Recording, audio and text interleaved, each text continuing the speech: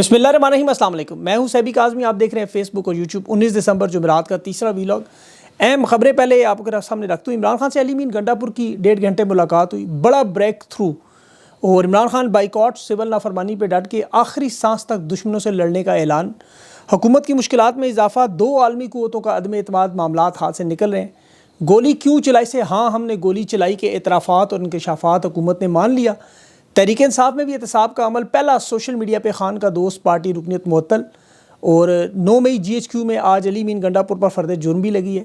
और मोहसिन नकवी की आज जमात इस्लामी के अमीर से बड़ी अहम मुलाकात। ये क्यों हुई? तहरीक इंसाफ की क़यादत और सोशल मीडिया एक दफ़ा फिर आमने सामने आ चुके हैं। इसकी तफसील मैं आपके सामने रखता हूँ। और मईशत की जो बेहतरी के दावे थे उसके गुब्बारे से हवा निकल गई। स्टॉक एक्सचेंज क्रैश कर गई, ब्लड बाथ। और सऊदी अरब को क्या क्या बेचा जा रहा है, ज़रा उसकी भी तफसील आपको बताता हूँ।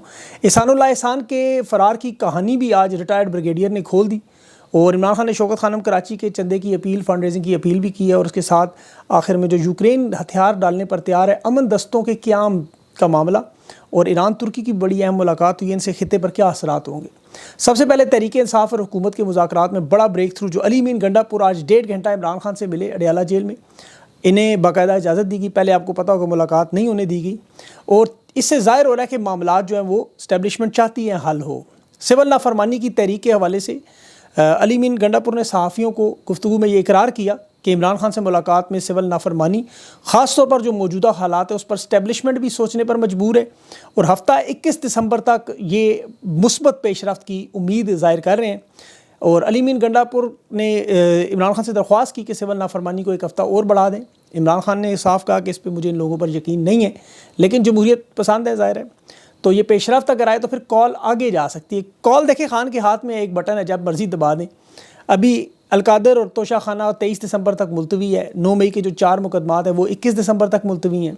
और जिन अदालतों ने किए हैं 3-3, 4-4 बजे वक्त उनका ख़त्म होता है, रात को लगा कर बैठे रहे, फ़ैसला लेकिन उन्होंने नहीं किया।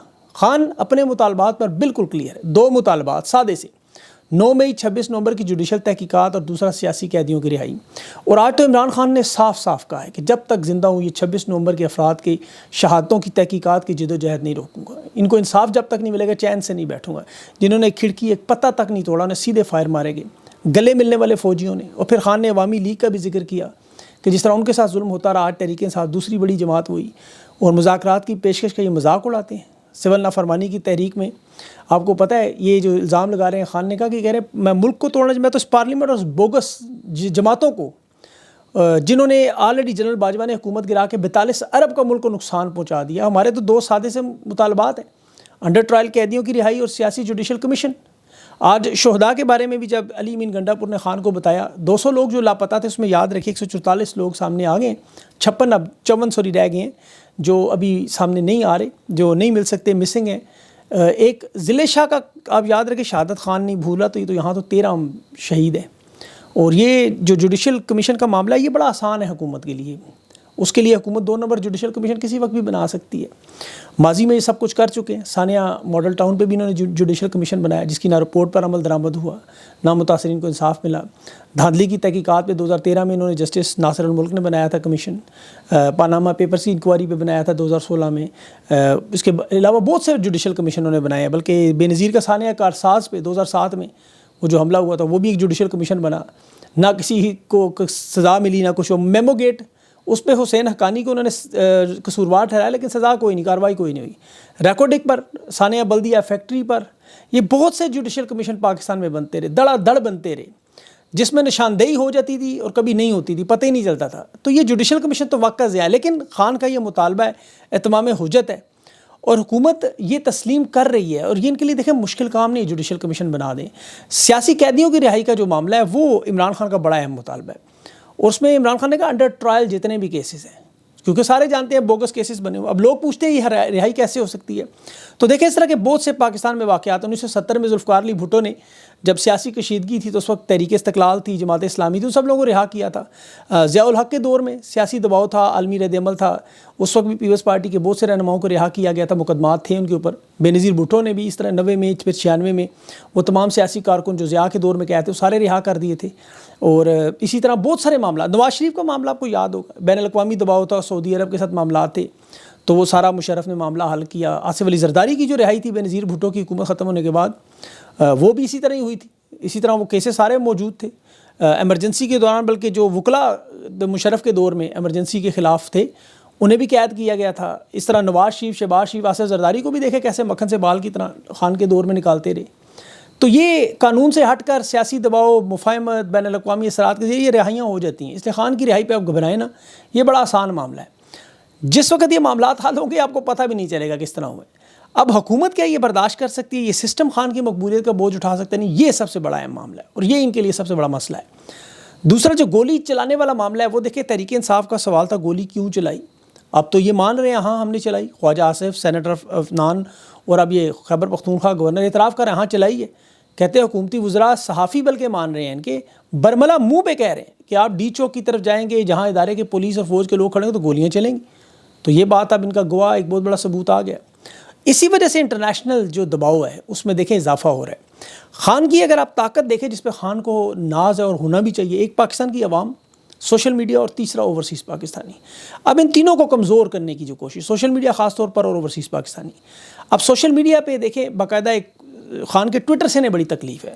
اچھا جتنا ہی تنگ کرتے ہیں ادھر ٹویٹ آ جاتی ہے, اردو میں بھی آتی ہے اور انگریزی میں بھی آتی ہے کہ یہ ٹویٹر پاکستان لایا جائے. اب اوورسیز پاکستانیوں سے انہیں بڑی تکلیف ہے, امریکہ میں خاص طور پر جو ہے ان کی بڑی ایفرٹس ہیں. اب یہ جو میزائل بیلسٹک پروگرام کی اثاثوں پہ پابندیاں وغیرہ لگی ہیں, یہ کہہ رہے ہیں جی تحریک انصاف کے جو اوورسیز پاکستانی امریکنز انہوں نے کروائی ہے. حالانکہ انہیں پتہ ہے بیلسٹک میزائل والی ان کی اپنی واردات. انہوں نے چین امریکہ دونوں کے ساتھ گیم کی, دو عالمی طاقتوں کے ساتھ ڈبل گیم, کہ چین کو کہا گوادر آ جائے ملٹری بیس آپ کو دے دیں گے, امریکہ سے کہا ہم وہ ادھر امانے نہیں دیں گے ان کو. اور یہاں اسرائیل میں کہتے رہے جی ہمارے میزائل ہیں, جی وہ میزائل وہاں تک پہنچیں گے ہی نہیں. انہوں نے دونوں نے پابندیاں ٹھوک دیں اور انہوں نے الزام لگا دیا سجاد برقی صاحب پہ کہ یہ عمران خان کا کزن ہے. اس نے کہا اب عمران وہ اتنے بڑی مہم چلا سکتے کہ جا کے بیلسٹک میزائل پہ پابندیاں لگائیں. حامد میر کی اسٹیٹمنٹ ریکارڈ پہ ہے کہ ڈاکٹر عبدالقدیر کو نشانہ عبرت اس لیے بنایا گیا کہ وہ پاکستان کے میزائلوں کی رینج اسرائیل سے کم کرنا چاہتے تھے. جنرل باجوہ کا راولپنڈی میں پورا سینٹر بنا ہوا ہے اسرائیل کے ساتھ تعلقات پہ, ریسرچ پہ. یہ بڑے عرصے سے کام ہوتا رہا ہے اس پہ, آپ کو پتہ ہے یہ اسرائیل سے تعلقات بنانا چاہتے تھے. تو یہ معاملہ اس طرف جا رہا ہے. اب یہ اپنے لوگوں, ابھی دیکھیں اے پی ایس تھانے کے احسان اللہ احسان کو رہا کرانے والے آئی ایس آئی کا کرنل نکلا, یہ بریگیڈیئر ریٹائرڈ ہیں محمود شاہ, اس نے وائس مارک.tv پتہ نہیں نام ہے اس ادارے کا, انہیں بتا دیا کہ پروٹوکول اور پیسے لے کر کس طرح پروٹوکول میں اس کو بھگایا گیا. اور جب D G I S I اور باجوہ صاحب کو بتایا گیا اس وقت تو وہ آگے سے ہنس رہے تھے, وہ احسان اللہ احسان مینیج نہیں کر سکے. تو یہ اسرائیل کے ساتھ معاملات ہوں, بیلسٹک میزائل کے ساتھ ہوں, یہ صرف اور صرف الزام لگانے کے لیے, کیونکہ سجاد برقی کے دور کے عمران خان کے رشتہ دار اس پہ ڈال دو جی سارا. تکلیف انہیں پابندی سے نہیں ہے, ورنہ دیکھیں نواز شریف بیٹھا ہوا ہے, دیں بیان کہیں ایبسولوٹلی ناٹ. شہباز شریف سے کہیں مصر میں کھڑا ہے, وہاں 8 ملک ہیں, کھڑا ہو کے تقریر کر دیں, وہاں نہیں کریں گے. مریم نواز سے کروا دیں, وہ تو خان کے خلاف 1 منٹ میں لگ جاتی ہے شروع. ان کی یورپ میں دولت پڑی ہے, امریکہ میں پڑی ہوئی ہے, یہ مجبور ہیں. اور بائیڈن حکومت بھی مجبور ہے, وہاں رائے عامہ امریکہ میں دیکھیں بدل رہی ہے, انہیں دیکھ رہے ہیں انٹرنیشنل پریشر. وہ تو بلکہ یوکرین میں دیکھیں خود اس کا صدر کہہ رہا ہے کہ امن دستوں کا قیام ہے, کہ اسلحہ ختم ہو رہا ہے, کیونکہ ڈونلڈ ٹرمپ نے کہہ دیا, پیچھے ہاتھ ہٹا لیا ہے. اب جہاں جہاں حکومتی رہنماؤں کو بیلسٹک میزائل کی پابندی کی پرواہ نہیں ہے, وہاں پاکستان کی عوام کو بھی اب پرواہ نہیں ہے. یہ بھی میں آپ کو بتا دوں, لوگ کہتے ہیں ان کے ہاتھوں میں جو بندوقیں تھیں وہ امریکہ نے دی تھی نا, پہلے نیٹو کا اسلحہ تھا دہشت گردی کے لیے, وہ پاکستانی عوام پہ چلتا رہا. تو لوگوں کو بیلسٹک میزائل ملیں نہ ملیں, چھوٹے ہوں بڑے, ان کی کوئی فکر نہیں ہے, کیونکہ انہوں نے اسرائیل پہ کون سے چلانے ہیں سب کو پتہ ہے. وہ پاکستانی عوام کو ڈر ہے, ان کو روزی روٹی کی فکر ہے. تو یہ بیانیاں جو ان کے بار بار صحافی بناتے ہیں, بار بار وہ دیکھیں جی امریکہ سے مداخلت آ گئی, یہ اخلاقی حمایت اور مداخلت کا فرق ہی نہیں سمجھ نہیں آ رہا. بائیڈن حکومت نے سافر بھیجا تھا, خان کی حکومت گرائی تھی, جنرل باجوہ, وکٹوریا نیولینڈ, یہ سارے لندن پلان, یہ لوگ تھے. انسانی حقوق کی خلاف ورزی ہو, سیاسی انتقامی کاروائیاں ہوں, جمہوریت دشمن پالیسیاں ہوں, ان پہ جو آواز اٹھائے اسے مداخلت نہیں کہتے, اسے اخلاقی حمایت کہتے ہیں. رچرڈ گرینل اگر یہ ٹویٹ کرتا نا پاکستانی سفیر کو, کہتا کہ جاؤ پاکستان کی حکومت گراؤ ورنہ نتائج بھگتنے پڑیں گے, تو یہ پھر مداخلت تھی. یا ملاقاتیں کرتا نا ڈونلڈ بلوم آ کے ان سے اتحادیوں سے کہتا حکومت توڑو, یا تحریک انصاف سے کہتا ان کے رکن چھین لو, جس طرح اس نے 20-25 ملاقاتیں کی تھیں. یہ اراکین امریکہ جو ہے آواز اٹھاتے ہیں. ابھی دیکھیں نا نون لیگ کے صحافی بھی کھلے جھوٹ بڑے ہیں, مطلب پٹے کے کھول دیں کہ بھارتی انڈین لابی ہے, کسی کو اخلاقیات کا, کسی کی ذات کا. یہ بھول جاتے ہیں کہ یہ وہی لوگ ہیں جنہوں نے فلسطین پہ بھی آواز, جنہیں ہم سب لوگ سلام کرتے تھے. ان کے مذہب کی وجہ سے, ان کی شکل کی وجہ سے. رشی سونک بھارتی تھا, وزیر اعظم تھا اس کا لندن کا، برطانیہ کا، تو یہ کیوں لوگ اس سے ملتے تھے؟ تو یہ اگر پیمانہ رکھا جائے تو پھر تو دنیا کی تمام پارلیمنٹ میں مسلمان ممالک، کیا وہ مسلمان رکن جو ہے وہ کیا سعودی عرب کے یا پاکستان کے لابی ہیں؟ یہ نسل کی بنیاد پر، یہ ذاتی معاملات پر نہیں، یہ سیاسی معاملات پہ بات ہے۔ انسانی حقوق پہ جو کھڑے ہیں انہیں اخلاقی حمایت کہتے ہیں، ہر ذی شعور انسان کرتا ہے، رنگ و نسل کی قید سے بالاتر ہو کے۔ بہرحال یہ اگلا معاملہ جو تحریک انصاف کا سوشل میڈیا کے بہت بڑا ہو گیا، شہر افضل مروت صاحب کے بیان آ رہے ہیں، رؤوف حسن صاحب کے آ رہے ہیں، عامر مغل کے، اسد کیسے، سب لوگوں کے جو اعتراضات ہیں کہ جی اداروں پر تنقید کے حوالے سے، اور خان کا جو سوشل میڈیا کا ٹویٹر ہے وہ واپس آئے۔ اب خان سوشل میڈیا کو آن کرتا ہے، وہ انہیں والنٹیئر کہتا ہے، میرے ہیرو کہتا ہے، سلام پیش کرتا ہے، تو ان کی جو رہنما بھی فواد چودھری صاحب، وہ ان کو تو ٹویٹر سے خان کے لانے کی لازمی، وہ کہتے ہیں جی واپس آئے، ٹویٹر آئے، سارے کہہ رہے ہیں، حالانکہ ان میں بہت سارے لوگوں کے اپنے ٹویٹر اکاؤنٹ شاید باہر سے چلتے ہیں۔ اب جہاں تک عمران خان کی یہ بات کر رہے ہیں، عمران خان کے علاوہ قیادت کی بھی دیکھیں بہت بڑی خواہش ہے۔ عمران خان نے تو کسی سے لا تعلقی نہیں ابھی تک کی، یہ چاہتے ہیں تحریک انصاف کی قیادت خان نے ڈسون کرے۔ یہ زیادہ تر لوگ آزاد حیثیت میں کام کر رہے ہیں، یہ تحریک انصاف کے بینر تلے نہیں ہیں۔ کچھ لوگ جو تحریک انصاف کی پالیسیوں سے متفق ہیں، کچھ نہیں ہیں۔ آفیشیل کا ایک اپنا موقف ہے، وہ ان چیزوں سے بالکل بالاتر ہے۔ اب دیکھیں جنون گروپ کے سلمان احمد، وہ سابق سنگر بھی ہیں، تحریک انصاف کے رکن بھی ہیں، وہ بڑے قریبی خان کے دوست بھی تھے۔ بشرا بی بی تنقید ہوئی، انہیں بیرسٹر گورنر نوٹیفیکیشن جاری کر کے پارٹی سے نکال دے، لیکن ان لوگوں کو تو نہیں نکال سکتے۔ اب یہاں پہ وہ خاتون ہے مشال یوسفزئی، ان کی بھی علیمہ خانم صاحبہ کے حوالے سے ٹویٹ تھی، انہیں پارٹی سے نہیں نکالا گیا۔ حالانکہ بہرحال یہ تحریک انصاف کا اندرونی معاملہ ہے، وہ سیاسی ان کے جو بھی معاملات ہیں، لیکن یہ سوشل میڈیا کے لوگوں کو قابو نہیں کر سکتے کبھی بھی۔ اب جو تحریک انصاف کو سوشل میڈیا کے لوگوں کا نا، یہ جو نقصان پہنچا رہے ہیں، یہ اسٹیبلشمنٹ کے ٹاؤٹ ہے، مومنٹم بنتا ہے تو یہ سوشل میڈیا اوورسیز کے پیچھے پڑ جاتے ہیں۔ بہرحال یہ آج شیخ وقاص صاحب نے مجھے بات ہوئی 11 بجے، انہوں نے آج ٹائم دیا خود کال کر کے کہ ان کی جو پالیسی ہوگی وہ سامنے رکھیں گے، وہی بتا سکتے ہیں۔ اس پہ کچھ جو معاشی چیزیں ہیں وہ میں آپ کے سامنے رکھنا چاہتا ہوں، جو بڑی واردات ہو رہی ہے، جو بہت سارے لوگوں کی نظر میں نہیں ہے۔ حکومت تو بڑے دعوے کر رہی ہے، آپ کو پتہ ہے شہباز شریف بار بار کہ جس تو ہم نے بڑی بہترین معیشت کر دی، اسٹاک مارکیٹ جو 10,000 ابھی نہیں، یہ نہیں پتہ 10,000 پوائنٹ کی کمی ہوئی ہے، معیشت کا بلڈ بات ہوا ہے۔ یہ کہہ رہے تھے نفسیاتی انڈیکس کراس ہو گیا، 1,00,000 پوائنٹ کا سنگل میل اس نے کراس کر لیا۔ یہ اصل میں ان کی بہت بڑی واردات، ایک مصنوعی غبارے میں جس طرح ہوا بھری تھی وہ سوئی لگ گئی۔ انڈیکس 5,132 یا 4.3% یہ جو کمی ہوئی ہے کل، یہ سرمایہ کاری کی مالیت ہے۔ میں آپ کو آسان الفاظ میں سمجھاؤں، اس وقت پاکستان کی سرمایہ کاری جو ہے آپ مثال لیں 7,000 ارب ہے، تو یہ ایک انڈیکس جو بنتا ہے وہ 70 کروڑ کا بنتا ہے۔ اگر 1,000 پوائنٹ کی کمی ہو تو اس کا مطلب ہے کہ کتنا نقصان ہو گیا۔ اب 5,132 انڈیکس گرے ہیں، 70 کروڑ کے ساتھ آپ خود اسے ضرب دے لیں، آپ کو اندازہ ہو جائے گا۔ آسان الفاظ میں یہ خیبر پختونخوا کے مطلب بجٹ کا آدھا بن جاتا ہے، اتنا بڑا نقصان۔ لیکن پتہ چلا ہے آپ کو؟ بالکل بھی نہیں۔ اب کابینہ نے کل ریکوٹک کے منصوبے کی 15% شیئر سعودی عرب کو جو دیے ہیں، 570 ملین ہے شاید وہ اس کی رقم ہے۔ اب ریکوٹک بلوچستان کی چاکی میں جو کانے ہیں، اس کی رپورٹس آپ دیکھیں، $1 ٹریلین، جسے $1 کھرب کہتے ہیں۔ انڈیپینڈنٹ اردو کی ایک ابھی رپورٹ تھی جس میں اس کے اندر جو معدنیات ہیں وہ $700 ارب کی ہیں۔ اندازہ کریں 15% اس کا کتنا بنتا ہے، آپ خود اس کو جمع تفریق کبھی کبھی کیا کریں۔ $500 ملین میں بیچ دی، $500 ملین، 150 ارب بنتی ہے اس کی 15%۔ 500 ملین میں انہوں نے بیچ دیا، بالکل کوڑیوں کے بھاؤ، یعنی اس میں سے جو نکلے گا وہ بھی نکال کے لے جائیں گے، بدلے میں کچھ سڑکیں بنا۔ تو یہ اتنی بڑی واردات پاکستان، یہ پورا قرضہ تھا پاکستان کو اتر جاتا۔ اسی طرح آئل گیس سیکٹر میں دیکھیں، جو مارکیٹنگ کمپنی ہے گو آئل اینڈ گیس کی پاکستان کی، 40% آرامکو کو انہوں نے کوڑیوں کے بھاؤ وہ بھی بیچ دیا۔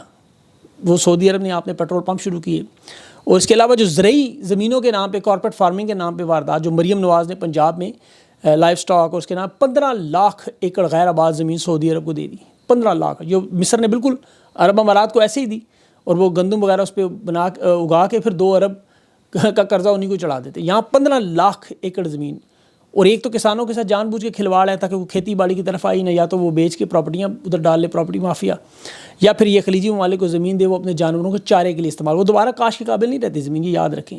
اب سعودی عرب میں پانی کی قلت ہے، وہاں چارے کی پیداوار بڑی محدود ہے، اور پاکستان میں تو پہلے ہی جو ہے غذا کی قلت ہے، مسائل آ رہے ہیں۔ غیر ملکی لوگوں کو آپ زمینیں اس طرح دے دیں تو پھر خود کفالت آپ کی ختم ہو جائے گی بالکل۔ مقامی لوگوں کو اپنی زمین سے محرومی، لیز کا اتنا لمبا سلسلہ، کسانوں کا جو نقصان، اور پھر اس میں دیکھیں سب سے بڑا معاملہ پانی کی بہت ضرورت پڑتی ہے، اور یہاں یہ استعمال کریں گے پانی کی قلت پورے پاکستان میں جو ہو جائے گی۔ سعودی عرب کے ساتھ چونکہ ان کے ذاتی تعلقات ہیں، رشتہ داریاں ہیں، شادیاں بھی ماضی میں ہوئی ہیں، فیکٹریاں بھی وہاں بنی ہوئی جدہ میں، سٹیل ملز بھی ہیں، تو اس لیے وہ سارے کام کیے جا رہے ہیں کہ بھاگ کے وہاں پناہ بھی ملے گی۔ لیکن یہ بہت بڑی واردات ہے۔ آخر میں ایک تو ترکی کی اور ایران کی بڑی اہم ملاقات ہوئی، وہ مسعود پشکزین اور اردوان کی. اب ایران کے سپریم لیڈر نے شام میں بشار الاسد کی حکومتی خاتمے کا ترکی کو ذمہ دار. یہ جو ملاقات ہوئی ہے اس سے اب ڈونلڈ ٹرمپ کے آنے کے بعد ایران کے تعلقات بہتر ہوتے ہوئے امریکہ سے نظر آئیں گے کہ وہ ترکی نیٹو کا رکن ہے اور یہ سارا معاملہ وہ چپ ہے، خاموش اس پہ. تو یہ مجھے لگ رہا ہے کہ یوکرین کا معاملہ بھی، جس میں اس نے امن دستوں کی بات کر دی کہ اسلحہ ختم ہو رہا ہے، تو یہ امن جب ہوگا اس پورے خطے میں تو پھر اس کے اثرات براہ راست پاکستان پہ آپ کو آتے ہوئے نظر آئیں گے. تو یہ سارے ریجن میں تبدیلی ہو رہی ہے، دنیا میں بڑی ڈرامیٹک تبدیلی ہے اس پہ، لیکن انشاءاللہ پھر کبھی تفصیل سے بات کروں گا. ابھی تھوڑی دیر میں شیخ وقاص صاحب آ رہے ہیں، ان سے انٹرویو کرنا، وہ آپ ہو سکتا ہے صبح 9 بجے پھر دیکھیں اگر وہ آئے. اب پتہ نہیں وہ یہ ویلاگ دیکھنے کے بعد آئے ہی نہ، کہ انہیں نظر آتا ہے تنقید آتی ہے، وہ بھی شاید گھبرا جاتے ہیں. بہرحال اگر وہ آتے ہیں تو پھر آپ صبح 9 بجے دیکھیں گے. اپنا خیال رکھیں، مجھے اجازت دیں. اللہ حافظ.